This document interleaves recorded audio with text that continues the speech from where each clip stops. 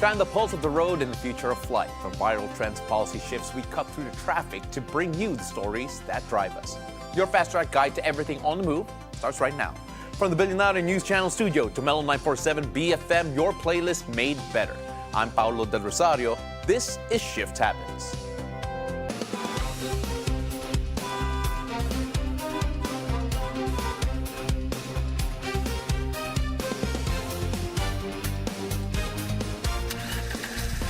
Joining me today is my new favorite co-host, Visor Editor-in-Chief, Vernon Sarne. Magandang hapon, partner. Nice to see you I'm sure sinasabi mo rin yan na Cap. Yes, actually, every time. Favorite co-host yung katabi ko ngayon. But a great conversation we have ahead of us kasi napaka-timely yung topic natin today. Yes. Okay, so first off, rising fuel prices have pushed car owners to switch to alternative modes of transportation. Now, some have returned to mass transit. Others have opted for two-wheeled vehicles, but for most Filipinos who still prefer the comfort of their own personal cars to move around, electric vehicles have offered this solution. Now, even before the oil crisis, the demand for electric vehicles is already high, with emerging technologies capturing the eyes of car owners looking for something new and different. But behind the interest in this new age of mobility is a larger system at work. Now, ensuring we move freely and continuously. Today we take a deeper understanding sa pagpower nitong mga bagong sasakyan, lalo na sa infrastructure na tutulong mag-expand ng electric vehicles para sa mga Pilipino.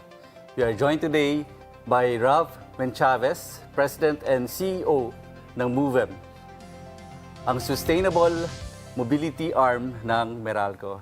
Welcome to the show, Ralph. Well, thank you so much for having me here. Ralph, thank you so much for being here. Let's take a quick look and a snapshot siguro of kung saan tayo in terms of excuse me, in terms of charging infrastructure. Yes. Because MOVEM in particular is very interested in that. Subsidiary ng Meralco since 2018 and of course has been adapting. What is yung scope of work ninyo? Okay, so thank you for that question. So basically, Meralco, as you know, is the power distributor in the Metro Manila or the Mega Manila franchise. We have MOVEM as the e-mobility infrastructure, e-mobility arm of Meralco. And we focus on two things. Because we actually see the EV adoption as an interplay of all these different elements in the ecosystem. We look at it from a supply and demand perspective. Siguro on the demand side, MOVEM focuses on the EV managed services. We actually provide leasing or outright sale of EVs, and we also manage it for them, taking care of maintenance, taking care of the drivers. So the customers that we're looking at are shuttling services, e-trucks, e-buses, those kind of niche markets. Because as you all know, the passenger vehicles are already at play. The other one is on the EV charging stations. This is where we actually want to focus forward because as you know, it's a chicken and egg problem, they say, for EVs and charging station. But what I think should be focused on at this point, kasi the demand is already there, is the supply. So we have to focus on putting charging stations, public charging stations, we call other ones commercial fleets, yung mga taxi fleets na EV, we have to provide charging stations for them. Corporate fleets, because EVIDA already mandates around 5% to be converted to EVs. So we have to provide charging stations as well for them, as well as yung mga private and home charging. That is becoming a big question right now especially for shifters, as they say, for the in sense from ICE going to EV. So that's where MOVEM focuses on EV managed services as well as EV charging stations. Interested ako kanina binanggit ni Ralph yung home charging. Yeah. Kasi ako, nakatira ako sa condo, di ba? Yes, yes. How do I charge let's say, I have an EV. Paano ko siya i-charge? Yeah. Hindi ka makakonect sa... Yes. Unlike, kunyari meron kang garahe. Yeah. Madaling i-charge yung, yung kotse mo. Kotse, yes. Paano kung nasa condo ka? Yes, mostly the condos, I'm also looking at it from a Meralco perspective, a lot of HOAs are reaching out to us, mga condo HOAs. They wanted to put charging stations, but then they have to do some retrofitting sa civil works, no? So right now, what's happening is, those condo owners or yung may mga EV sa condo, pupunta sa malls to charge. And that's probably close to 80 to 90% of the of the owners. No, some of them they charge in the office. Yeah. They would charge at destinations, for example, yung mga public charging stations. Medyo scarce pa ngayon. But we are working with newly built condos to actually put charging stations right away. May mga iba nag-allocate na talaga ng charging stations sa parking nila, and that is being now managed or administered by the PMO of their respective condos. Tingin mo ba dapat per parking slot merong sariling charger? Yung ba yung ideal or hindi naman? Well, Evida actually mandates 5%. 5% yung So okay. when we speak with condo developers, we actually ask them if they can allocate 5%. But of course, the economics of that is challenging because you have to do civil works. Yeah. You have to, maghuhukay ka, you have to put some wiring, and perhaps matatamaan niya yung demand nung building. Instead of it being a residential condo, it now becomes more like a business establishment. Yeah. Because tataas na yung power demand niya. So, may mga iba kami na-encounter ngayon, sinasama nila as part of the amenities, as I mentioned earlier. May iba naman, they want to offer it as a premier parking slot. That's now becoming also an option for the condo developers. No, so it's really interesting kasi ako right now nagaling akong condo. I Yes. drive a hybrid, and yes, I do have to go to the mall Yes. to go and charge. Looking at from the point of view of Meralco here in terms of a business, in terms of yung opportunity ninyo, considering that there has been a sudden rise or at least interest in electric vehicles because of yung fuel crisis na to, is this an even more urgent opportunity or even bigger opportunity to be able to help push yung charging infrastructure natin dito? Yes. Actually, we've been looking at it for a decade already. The discussion on EVs actually before was more of novelty, technology, sustainability. But now, because of the oil crisis, it's now gearing towards practicality and economics. Yeah. So more and more, the need for Meralco to provide charging stations, not just the establishment itself, but actually the power, the reliable power on the grid is also becoming a priority for us in Meralco. Now, if we actually put it from a practical standpoint, we have to put charging stations talaga. Kasi lumalabas ngayon, we have around 60,000 registered EVs. How many? 60,000 registered EVs as of 2025. But when I looked at the total registered vehicles, nasa mga 15 million in the Philippines. So imagine if actually mag-replace ka ng lahat ng mga ICE papuntang EV, now you have 15 million EVs on the road.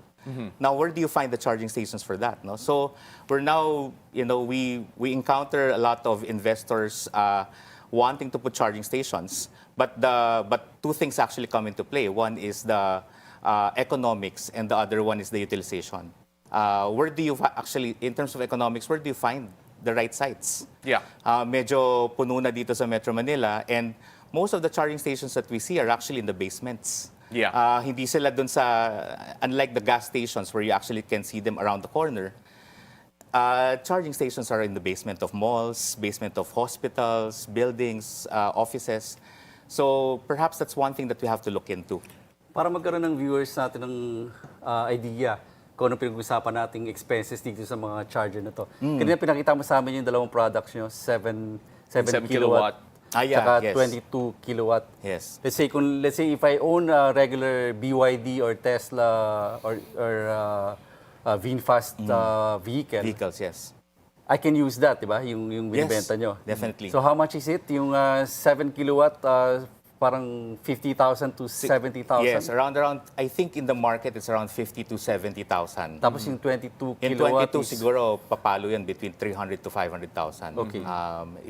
The numbers might go down as time passes by. No? Ano isip ko, maganda bang gawing negosyo to? Let's say, meron akong...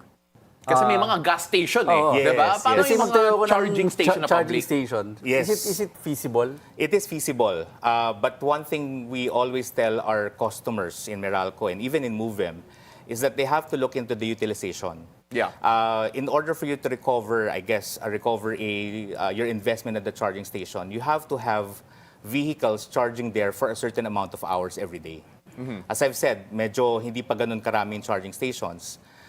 So minsan yung recovery ng investment na yun will take some time. Yeah. Maybe if you're lucky to have cars charging in your charging station every day for half of the day, siguro within 3 to 4 years, marirecover mo na yun. Yeah. Now we're looking into fast chargers. Yung 7 and 22, these are basically the basic startup point, no? But now they're looking at 30 kilowatt hours, 60 kilowatt hour, 120 kilowatt hours. Yung 22 kilowatt hours kasi, it will fully charge your vehicle for around 4 hours. Yeah. After 4 hours, I mean. Pero yung mga 120 kilowatt, kaya na nun, 30 minutes. So it actually mimics the behavior of the gas stations already. Yeah. Yan. Ngayon, pag magpa-charge ka, kailangan mo nang manood ng sine. Oh, exactly. Or mag-dinner ka actually. muna. Yes, yes. Oo, kasi you go overseas actually, may mga public charging stations, there have been special spaces assigned to it. Hindi na sa basement, Yes. first and foremost. And of course, when people talk about the cost also, na-mention mo kanina, importante yung economics. Some people are comparing yung expenditures nila when they actually gas up to when they charge. Kasi Yes. minsan charge daily.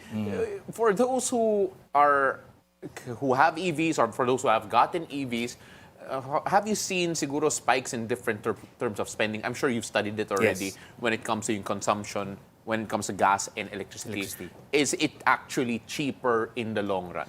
Yes. The short answer is yes. We've actually looked into the total cost of ownership. If we actually talked about this, let's say, a few years back, I would Yeah. say that maybe there's a challenge on that. But now you'll see vehicles that are at par already in terms of price with ICE. Yeah. No? So kung gusto mo bumili ng vehicle that is like lower than $1 million, may makikita ka na talagang EV eh. Yeah. Now, in terms of fueling up or charging your vehicle, let's look at it from a per kilometer perspective. So when we look at the ICE vehicles, they actually spend around 5 pesos per kilometer. Yan ang nakikita namin sa analysis namin. But then if you look at EV, that's around 1.7 pesos per kilometer. Then that is before the oil crisis. The economics have changed drastically after the oil crisis. The price of oil or diesel have actually doubled and tripled. So you can imagine that 5 pesos per kilometer has already gone to 10 pesos, 15 pesos per kilometer. I know people who are actually nagpo-full tank ng kotse nila, 3.5 before, ngayon 10,000 na. Yeah. Pero pagdating sa EVs, you now look at the price of electricity is medyo stable. It will increase up and down depending on the demand and supply, but it's not as volatile as gasoline and diesel. So, lumalabas yung 1.7 kanina, siguro akit mga 2 pesos, 2.2, ganyan. So, from a 1:3 ratio, nagiging 1:5. Ganon kalaki ang difference I'm sure niya. naman aware ka, di ba, na nagkakaubusan ng EV ngayon Yes. sa mga showroom, di ba? So, So mga charger din ba? Sa charger, ang sa charger hindi pa. Oo. We are very lucky na, well, in terms of charging slots, marami nang nag-aagawan. But then, the thing is, ang interesting about this whole EV craze, if you may, is that nahirapan din yung mga dealers. It will take them around 2 months, 3 months yata to satisfy the requirements at this time. So now is a good time also for us to set up charging stations. So that when the new EVs come in, we now have the charging stations ready to take them all. tingin mo ba pagka natapos yung gera, tapos let's say nag-stabilize na ulit yung presyo ng gas at diesel, di ba? Tingin mo ba babalik yung benta uli yung ICE before? ICE? Or tingin mo no turning back na talaga tayo sa EV? EV? Well, that's a very interesting question. Kasi when I was speaking to a few dealers prior to the oil crisis, lumalabas na yung EV or yung benta ng ICE has gone down even before the oil crisis. The sale of EV in the Philippines from I think January to February has increased by 70% versus last year. So even before the oil crisis, meron na talagang take up or meron na talagang awareness and interest yung mga tao for EV. Yung 70% yun yung tinaas nung EV? EV, yes. Okay. So lumaki yung share sa sales. Laki Yeah. nun, ha? Grabe yun. And right now, we're gonna take a quick break, okay? Because we can go on and on about this, pero hinga muna. We're gonna take a short break. Stay with us. We'll be right back in a quick moment.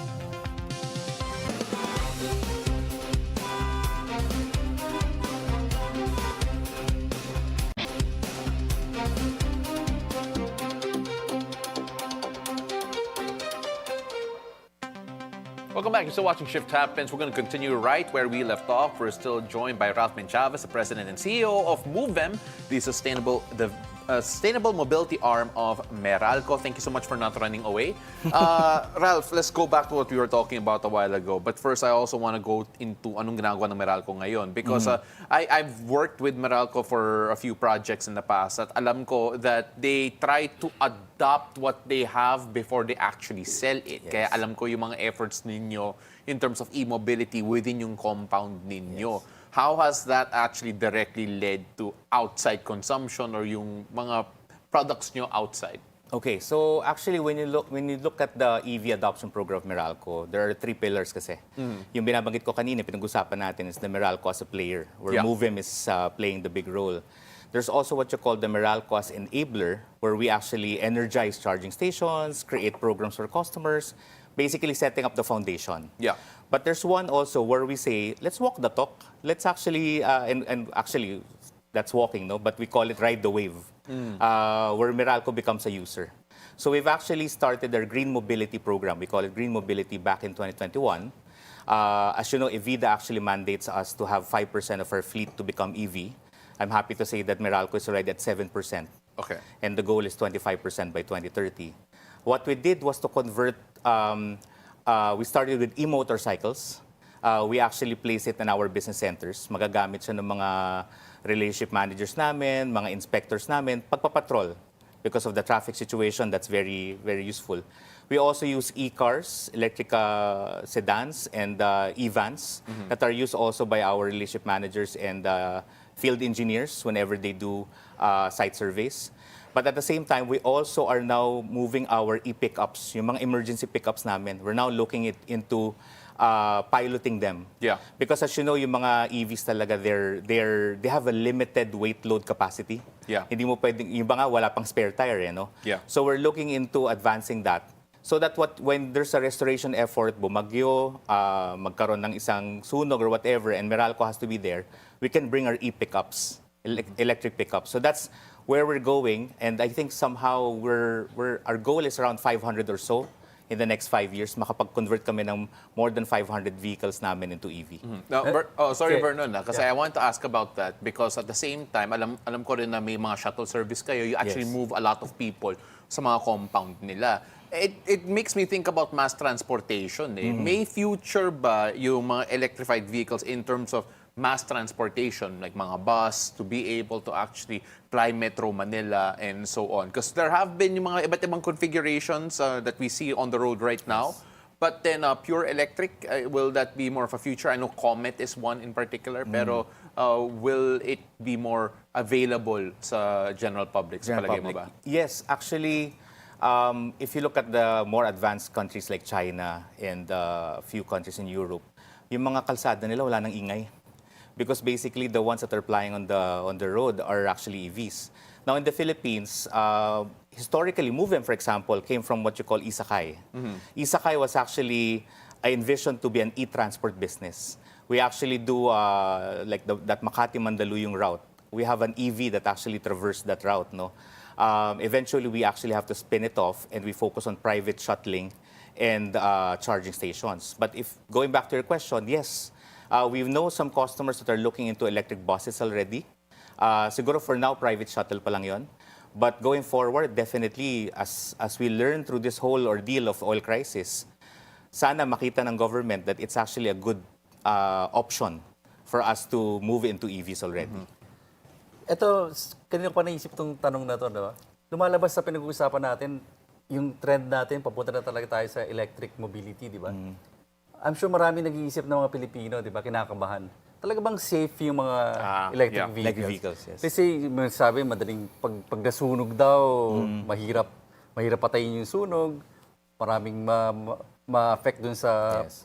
How safe are electric vehicles sa pag-aaral yun? When we look at it, actually yung mga nakikita namin, in Meralco, for example, we have what we call the Power Lab. We study the different types of EVs, no? And most of what we learn is that yung mga sunog, nangyayari din naman sa ice. So basically, siguro mas na-emphasize lang yung storya ng EVs. Sabi nila, ang EV daw, mahirap, pag nasunog yung EV, sobrang mahirap Kasi patayin. electrical Oo, fire. kasi electrical, battery, etc. But then I think the new models that are coming out right now have a way to actually suppress that. One way that we're also doing is we work with the different dealers to actually check paano ba natin how do we actually educate our customers to handle their EVs better. Yung mga nakikita namin sumasabog sa ibang bansa, it's actually because of safety issues. Yung, electrical safety, meaning mali yung pagkakabit ng charger, yung iba parang mali pala yung configuration na ginawa dun sa setup nila. So yun yung mga gustong bantayan ng Meralco actually ngayon, no? Working with the different dealers, LGUs for example, so that we can actually manage that kind of, ang tawag namin dyan, anxiety of customers, no? Yung confidence sila.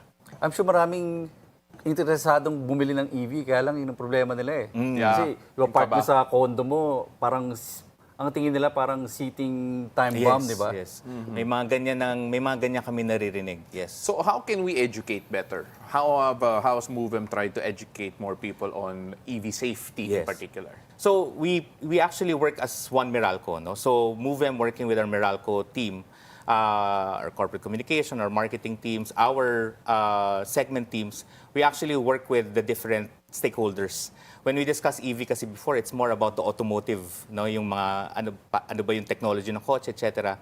But now it's becoming more of an ecosystem. So we work with the DOE in order to come up with, we do public consultations with them. LGUs, for example, closer to the ground, mga HOAs nga, as I mentioned, mga homeowners association, different offices. Yeah. We actually want to work with them on that one so that we can actually continue to educate. Meralco actually launched a website just 2 years ago all about EVs, Yeah. mga do's and don'ts, FYIs. Because we notice when customers start searching for EVs, susunod ay search nila Meralco. Because they want to get the sort of a vote of confidence from what they call is the electric provider, no, electricity provider.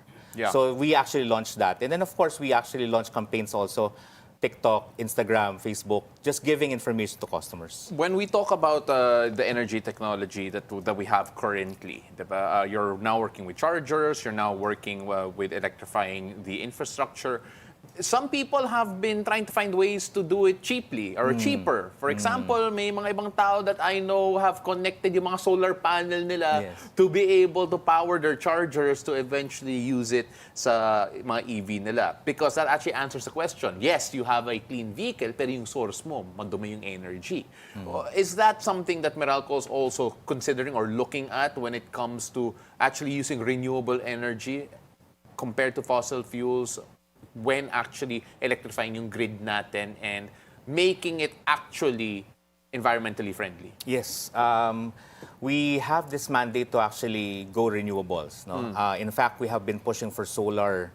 As you all know, we have the largest solar farm being built at this point. And actually, at the same time, we're also working on pushing for our net metering process. Yung solar sa bahay, no? Yung mga solar rooftops. Yeah. We have actually launched some campaigns on pushing for more home solar installations. Because as you all know, that's where the technology or where the evolution of all these sources of power go, no? Usually they'll say, okay, electric vehicle yan, pero yung source naman hindi renewable, no? Yeah. We actually it's a dilemma between affordability and of course yung sources mo, no?